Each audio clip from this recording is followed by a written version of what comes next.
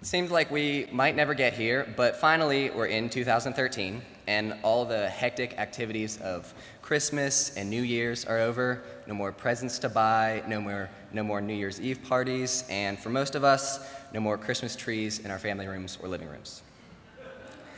So the next big thing to think about is the new year, which quite possibly include New Year's resolutions. You might have already thought about New Year's resolutions, or maybe you don't want to have any New Year's resolutions, which is fine too. If you have thought about it, you might have made a resolution to go to the gym more, carry through with the workout plan, spend more time with family and friends, work on saving money and spending less, or to find a new hobby. These are all great New Year's resolutions because they all focus on making us better people. But for me and the youth group and the senior high Sunday school class here at Ingomar, we have a different idea of a great New Year's resolution. This year, our resolution is to be weird. About 2 years ago, Jim Mountain, who teaches the high school Sunday school class, brought us a book by Craig Groeschel called Weird Because Normal Isn't Working. And we liked the ideas of that book so much that 2 years later, we're still talking about it. So today, I'm going to visit ideas from that book and explain how Ingomar's youth have implemented those ideas in their lives. So when I say weird, what does that mean? Well, I say this, you might have certain pictures coming to mind of odd habits that you have, strange things you see on TV, or maybe even some interesting and peculiar people. When I think of being weird, what comes to mind is my family around the holidays. Now, my parents might shoot me for sharing this, but I'm going to share it anyway. At Christmas, we have this tradition where we try to sing the Hallelujah chorus. What happens is my brother Sean sits at the piano and he plays. It's very good. The rest of my family, we crowd around and we pick soprano, alto, tenor, or bass. And we try to sing the harmonies and the syncopated rhythms and the overlaps that you probably all know the Hallelujah chorus is famous for. It's not an easy song. Only about 2 of us, that would be my aunt and my grandpa, really know their parts. The rest of us, we just gather around, we try to sing, and normally we don't succeed. Other families might look at this behavior, and they would probably think, wow, those Nimmos are really weird. And I'd probably have to agree with them. So that's one way to interpret what it means to be weird. The version of weird is really just the one where you do bizarre things for the fun of it. But that is not the youth group's New Year's resolution. Our resolution focuses on a different kind of weird, one that really doesn't have anything to do with the standard definition of the word. And what I mean is this: by attempting to be weird, we are doing the opposite of what the world tells us is normal. One thing the world tells high school teenagers is normal is that they need to overload themselves on extracurricular activities, attempt to get into the most prestigious college they can, and try to pick a career where they can make a lot of money. Now, these things can all be good, but society tells the average high school kid that it's the normal thing to do to let this quest for success consume our lives. But the youth at Ingomar, we don't want to be normal like that. So instead of being normal and only looking out for ourselves, we want to do things that are weird. So the weirdness that we're looking for can basically be summed up like this. It's taking what God has given us and using it to help others as opposed to only helping ourselves. Now, this type of weird is also very well described by something Jesus says in his Sermon on the Mount. You heard Wyatt read it just a minute ago, but I'm going to read it again. In Matthew 7, verses 13 to 14, Jesus says, "Enter through the narrow gate, for wide is the gate and broad is the road that leads to destruction, and many enter through it. But small is the gate and narrow the road that leads to life, and only a few find it." In Sunday school, we spent a lot of time interpreting this verse, and this is what we came up with. The small gate and the narrow road is just the weird road, the road that we want to follow because, as Jesus explains, it leads to life. So we thought, well, it leads to life. That sounds kind of vague. We're not really sure what that means. So to figure out what kind of life we get from being weird, we looked at what Jesus says in John 10:10. He says, "The thief comes to steal and kill and destroy. I have come that they may have life and have it to the full." So that's what the narrow road leads to, a meaningful, full, and abundant life. The other part of the verse has to do with the wide gate and the broad road. That is essentially the normal road, as there are many people who follow it, and this is the path that Jesus said leads to destruction. Again, the word destruction seems kind of vague. In Sunday school, what we determined is that destruction could be hectic and overbooked schedules, stress, working too much or studying too much, debt, broken up families, or just unhappiness. That's the destruction that we could face at the end of the broad road or the normal road, the road where we use what God has given us to only help ourselves. In Sunday school, that verse has basically been our motto for the last 2 years. We spent many Sunday school classes trying to discern what it means for us to personally stay on that weird and narrow road. So earlier in the service, you saw a video of many people describing what weird means to them and where they've seen weird things in their lives.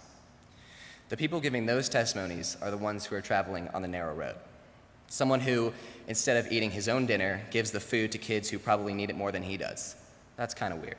Or a person who goes back to the worksite on Friday night in Philippi to finish the work that other people didn't finish while everyone is inside relaxing and having a good time. That's also weird. These people are the ones who have given their time, their abilities, and themselves to help other people. That is the weird behavior that we want to do this new year. It's those kind of things that keep you on the narrow road and lead you to a full life. There are other things that Jesus says which are helpful in determining what behavior is weird. As I looked through more of Jesus' Sermon on the Mount, which starts in Matthew 5, I kept seeing this phrase. Jesus would say, "You have heard it said like this before, but now I tell you this." With this precise wording, he gives a number of examples. He says, "You have heard that it was said to the people long ago, 'You shall not murder, and anyone who murders will be subject to judgment.' But I tell you that anyone who is angry with a brother or sister will be subject to judgment." Again, he also says, "You have heard that it was said, 'Eye for eye and tooth for tooth.' But I tell you, do not resist an evil person. If anyone slaps you on the right cheek, turn to them the other cheek also." Again, he uses the same wording, and he says, "You have heard that it was said, 'Love your neighbor and hate your enemy.' But I tell you, love your enemies and pray for those who persecute you, that you may be children of your Father in heaven." In each of the examples, Jesus essentially says that the way you have heard it said, that was considered normal. But now he tells you something different, something completely different, and something much better. And this is what's weird. Things like turning your other cheek for someone who has already slapped you once, or loving your enemies and praying for those who persecute you. At the time, everyone was probably thinking, "What? Jesus, why would I do that? That's the weirdest thing I've ever heard." But that's what makes Jesus the king of being weird, and naturally, the youth wants to do the same as him. So if we apply that same idea to life today, Jesus would say something like this. "You have heard it said, if you want to be happy, then you need to make lots of money, go on the most extravagant vacations, and have the biggest house and the fastest car, for this is the normal thing to do, and this is what society tells you to do. But I tell you, do not only live for these things. Happiness won't come from stuff. It comes from what you have been given to help other people." So this one time, I went to a small group meeting with a bunch of kids my age, and the small group leader shared a really interesting story about his work. He works for a company that does psychological evaluations of CEOs of major corporations so that his company can help the CEOs better run their businesses. He talked about an evaluation they did on the CEO of this billion-dollar corporation who appeared to have everything he could ever want. He had gone to the best university, became this big CEO, and now he has more money than he knows what to do with. He was funny and engaging in conversation, really charismatic, and was even a good-looking guy. He seemed to have it all together. When he was asked about his family life, all he could say was, "Oh yeah, my wife left me, and I have 2 kids in boarding school who never talk to me." That's the type of normal behavior that leads to destruction. This guy did what he thought would bring him happiness. He put all his time and all of his energy into making himself rich. But then what? His family is practically non-existent. That's the type of destruction that can come from taking the normal road for your entire life. On the other side of the spectrum, I have an example of a woman who did the weirdest thing imaginable, and that has made all the difference in her life. I assume that some of you might have heard this story. It's about a woman named Mary Johnson and a man named O'Shea Israel. I first heard this story from a video I watched of a guy named John Ortberg. He's a pastor from California who makes videos that you can probably see online. He told the story of Mary Johnson, whose son was killed by O'Shea Israel when O'Shea was only 16 years old. O'Shea spent years in prison, paying for his crime as expected. But near the end of his sentence, something pretty extraordinary happened. Mary went to visit O'Shea. She talked to him, and she actually forgave him for killing her son. She didn't just forgive him, but she actually formed a relationship with him, almost like that of a mother and son. And to this day, O'Shea lives next door to Mary, and he considers her to be his second mom. Now that's an incredible story. For a mom to be able to forgive the man who killed her son and then form such a close relationship with him is remarkable and incredibly weird. Mary has truly taken the weird road in life, and if you read any of the number of articles and stories about her, you'll read about how her forgiveness has really made the difference for her. So this year, try something new, but more importantly, try something weird and stray away from the normal. Normal might be holding a grudge against someone, while weird is showing forgiveness, just like Mary. Normal might be getting absorbed in materialistic things like money and cars and clothes, while weird would be donating that money to a worthy cause. Normal might be going on a spa vacation to the Caribbean, while weird would be participating in a mission trip to the Caribbean using that same money. These weird behaviors are exactly what the youth is striving for this year. So now I want to share one last scripture with you. It's a verse that comes from Timothy 1, and it's the same verse you heard Emily read at the beginning of the service. In chapter 4, verse 12, Paul gives advice to Timothy, who's a young kid. He says, Don't let anyone look down on you because you are young, but set an example for the believers in speech, in conduct, in love, in faith, and in purity. So this verse is painted on the wall of the youth room across the street, and it's basically there to remind us of the power that we can have even though we're young. This verse has basically been our driving force in all the things we do, and it's the reason that we're all up here right now, to show everyone what the youth is all about, how we can be examples of weird, and how God has made differences in our lives. So now, I would like to invite up two speakers to give testimonies on how being weird has made such a positive impact in their life. Hi, my name is Anna Robinette, and I'm a senior at North Allegheny School District. While Zack was writing his sermon, he came up to me and said, Anna, you're pretty weird. Would you like to talk in front of the whole church? And here I am.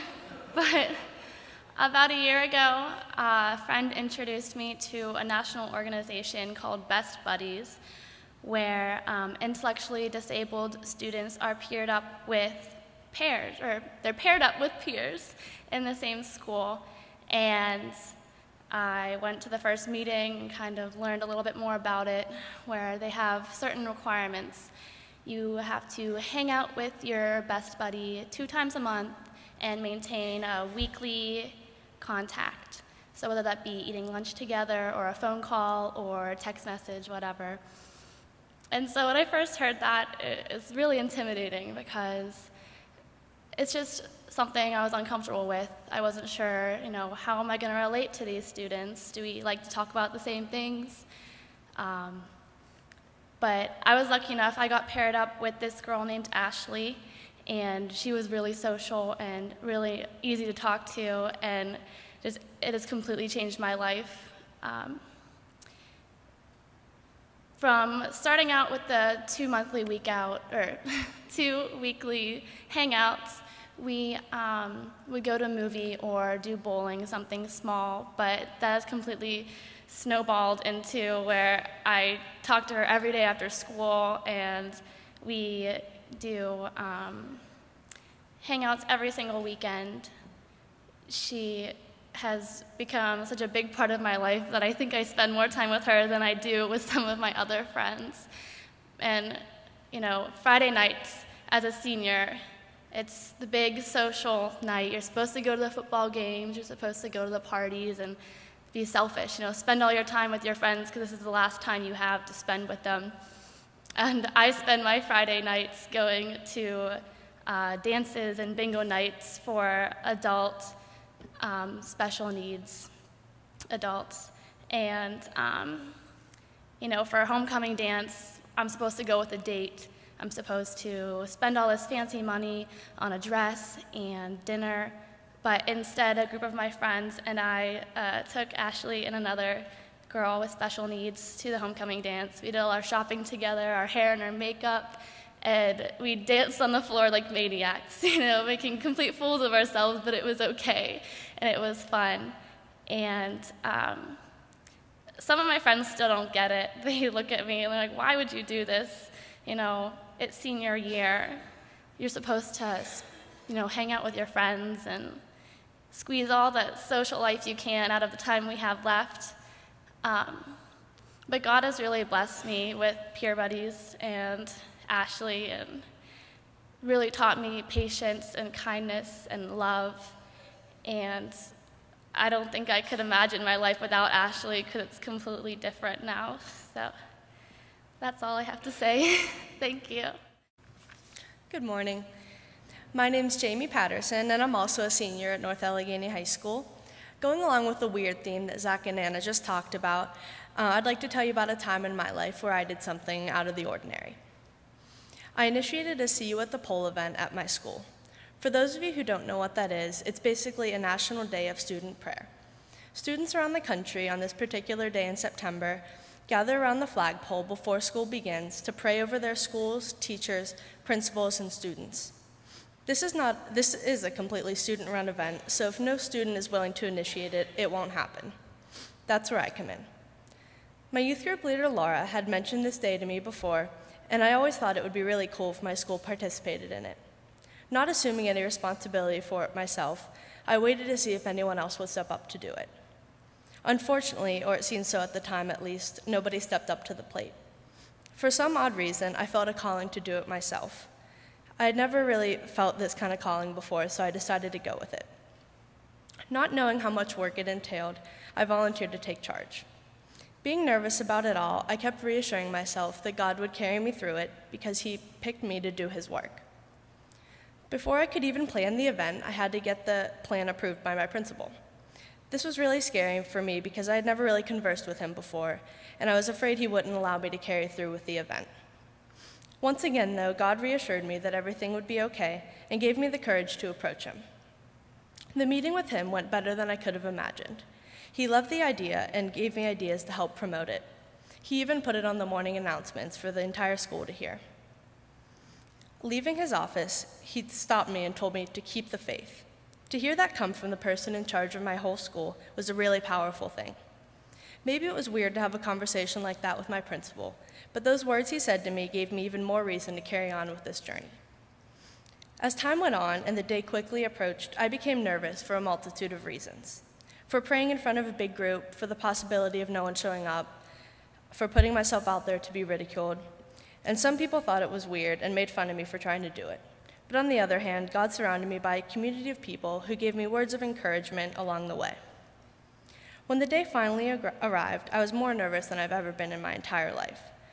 I got there early so I could assure everything went smoothly, but still problems arose. It started raining, and with the number of people that were supposed to come, there was nowhere else in the school that would fit all of us. But at exactly 6:30 in the morning, at the start of the rally, the rain stopped. It was a miracle. We all gave God our full thanks. People kept coming and circling around, and more people than I thought possible came. It was incredible. 98 people circled around the flagpole that morning to worship our God. This was a really powerful sight to see. Teachers, students, and people driving by all took a second glance at what was going on. They didn't necessarily jump in and join us in the circle, but they at least saw something weird was going on. I'm so thankful God pushed me to do something weird because it ended up being one of the best decisions of my life. After the event, I can't tell you how many people came up to me and asked me when the next event would be. This just goes to show what an impact God made on people's lives that morning. At school, when most students' minds are on homework, tests, and socializing, it's really hard to focus on God and honoring Him in all you do. That small segment of the morning really helped to set our minds on God for the rest of the day. I wasn't the only one who noticed this, though.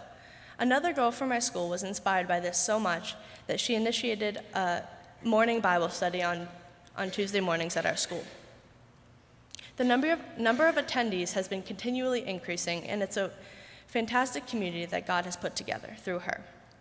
Some people think it's weird that we come into school early to engage in this group, but that's exactly what has brought more people in.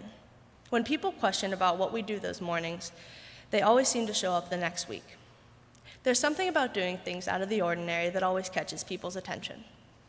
I've learned through this experience that we need people to do weird things in our world, and I've realized that it's God who encourages us to do these things.